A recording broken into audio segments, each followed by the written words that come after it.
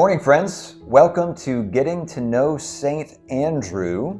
My name is Jonathan Tompkins. I'm the senior pastor of St. Andrew by the Sea United Methodist Church on Hilton Head Island, South Carolina.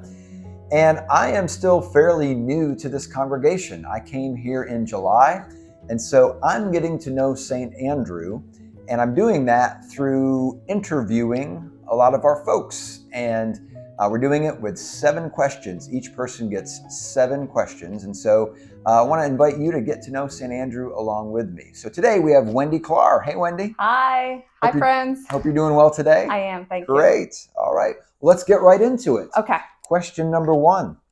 Where have you lived? I have lived in a lot of wonderful places. I started in the first state in Delaware. I lived in the same house my whole entire life until I went to school in Morgantown, West Virginia. From Morgantown, I had to do an internship, and I got the opportunity to come to Hilton Head Island, South Carolina, and I never left. Excellent. All right. Question number 2. Okay. Atlantic, Skull Creek, or Sound?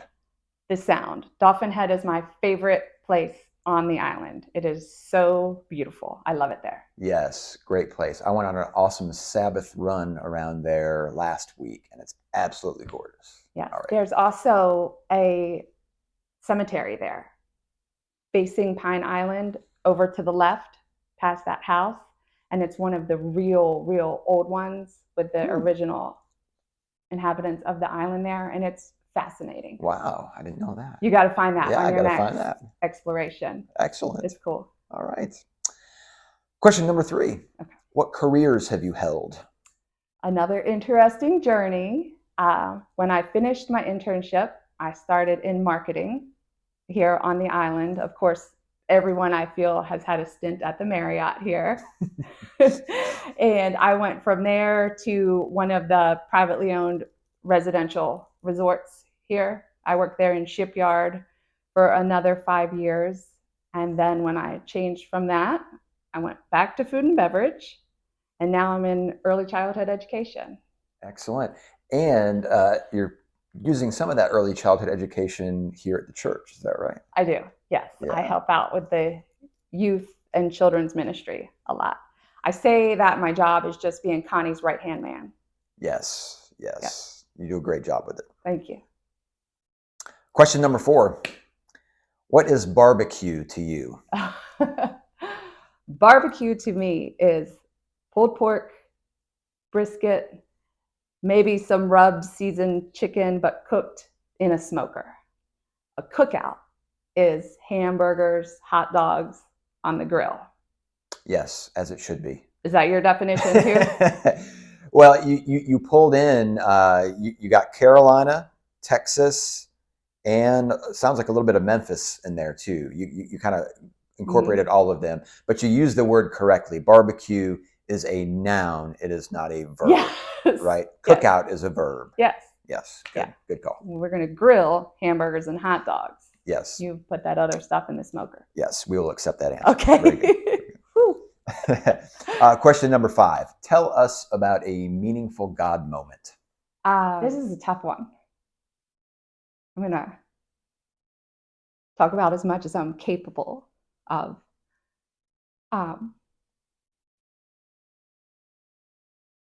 We're kind of still walking it with Ben's health.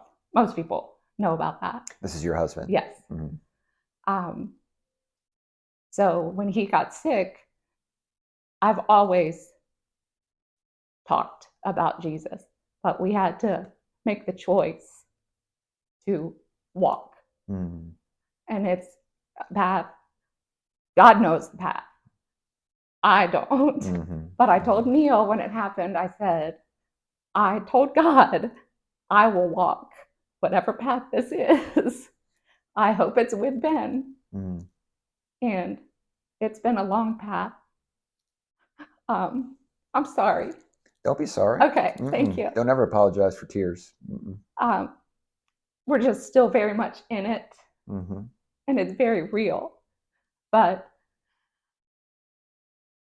God has led me through this, and there's just no other explanation than God sometimes just carrying me down this path. And I've faced a lot of things that are incredibly hard, but I was able to do it and make decisions with a clear head and make decisions for my family and be faced with things with Ben.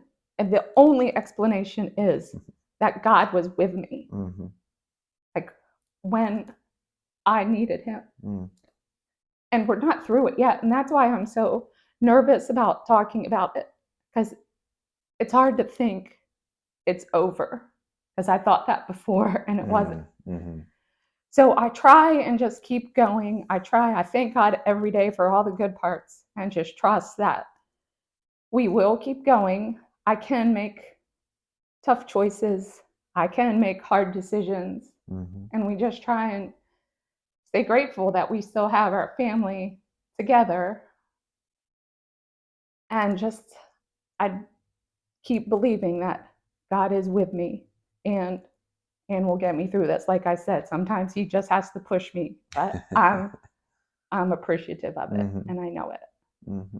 You know, the 23rd Psalm is really well known, and I know that it's usually called the funeral psalm, you know, but the line that talks about, you know, God is our shepherd leading us through the valley of the shadow of death. Well, if you go to the Hebrew there, the translation of that really is the deepest, darkest valley.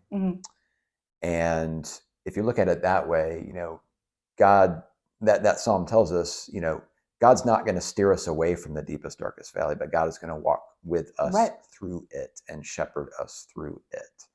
And so this is, I would assume, is probably your deepest, darkest valley so far in your life. Yes, and I have but you felt it. God walking with you. Physically, I have been in positions when we pulled up to the emergency room in Boston and got out of a taxi cab, and Ben was immobile and in a wheelchair, and I had carry-on bags, and of course he wanted to bring his work computer, and I had a full suitcase on wheels and him in a wheelchair. Like, it was physically impossible for me to get through those doors. Like, I can't remember how I did it. Like, I physically had help getting through, and then of course mentally and in my heart, God is with me. But over and over, he is just showing me what we already know, but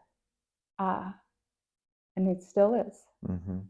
So thank you for helping me get through that. It's like Thank you for the courage to let us know about that and to tell us about it. We all have a similar story, not exactly the same, but we all have those experiences. So I'm trying to share. And I'll just say it again: don't ever apologize for tears. It's part of the journey. It's hard when your voice shakes. Just still say the words. That's all right. It's all right. Question number 6. We'll lighten this up a little bit. What is a talent you have? This is another tough one because I can't twirl a baton and I can't, play the trumpet. Do people twirl batons anymore? Is that a thing anymore? I mean, when I saw that, I immediately thought of like a majorette, like twirling or something. Ben would say my talent is I can order dinner and have food delivered faster than anyone. My children would say something smarty pants like, well, what you just do all the time is laundry. That is a talent that you and I share then. One we just don't want to have, right? I don't know. I feel like I can communicate with children really well, like 2 and 3-year-olds. I was at the preschool this morning and I can have a long conversation about what my 2-year-old saw on his back porch with his big brother. Me and Jackson saw a kitty cat. Yeah. And we can talk forever about that. And I don't know if that's what you had in mind for talent. That is a talent. You're the 2-year-old whisperer, right? Yes. That's a talent. I'll definitely. Take it. I'll take it. All right. And finally, question number 7. What is something you like about St. Andrew by the Sea? I like just the way it feels here. I like walking into this building on a Monday morning and saying hello to everyone. I like being in the sanctuary and seeing my kids interact with other members of the congregation. It just feels good, and I feel comfortable having my children here. And that is what's most important to me. Indeed. I like the feeling here too. It feels good, doesn't it? It does. We have like a happy, helpful congregation. Very welcoming. Yes. and it's nice to be a part of it. It is. Yeah. It is. Well, thank you, Wendi. It was good to get to know you. And Thank you. friends, hope you have a wonderful day, and we will see you sometime soon. Okay, bye.